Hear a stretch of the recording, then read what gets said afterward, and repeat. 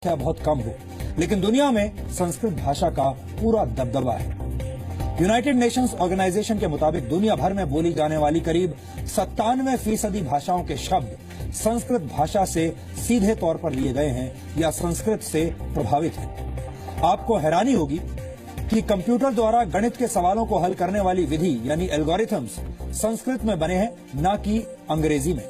संस्कृत में दुनिया की किसी भी भाषा से ज्यादा शब्द हैं।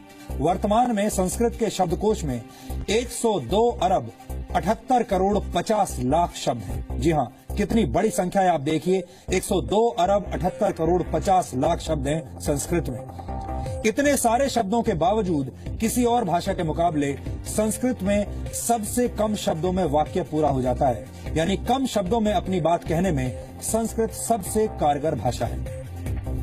फोर्ब्स मैगजीन ने जुलाई 1987 में संस्कृत को कंप्यूटर सॉफ्टवेयर के लिए सबसे बेहतर भाषा माना था।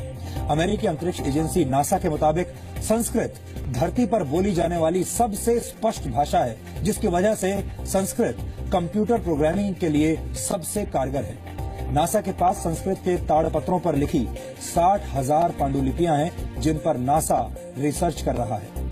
नासा के वैज्ञानिकों द्वारा बनाए जा रहे 6th और 7th generation super computers Sanskrit भाषा पर आधारित हैं, जो वर्ष 2034 तक बनकर तैयार हो जाएंगे।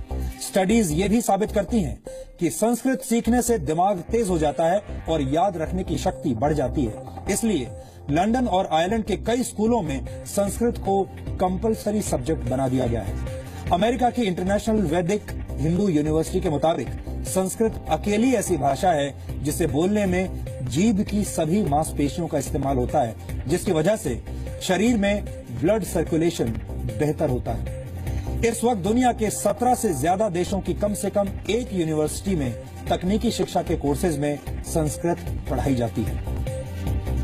यानी पूरी दुनिया संस्कृत के महत्व को समझती है और इसका गुणगान भी करती है। हमें लगता है कि संस्कृत भाषा को भारत में भी अब उसका खोया हुआ पुराना स्थान और सम्मान वापस मिलना चाहिए। हमारी आपसे यही अपील होगी कि विदेशी भाषाओं की आंधी में हमें अपनी प्राचीन भाषा को भी भूलना नहीं चाहिए।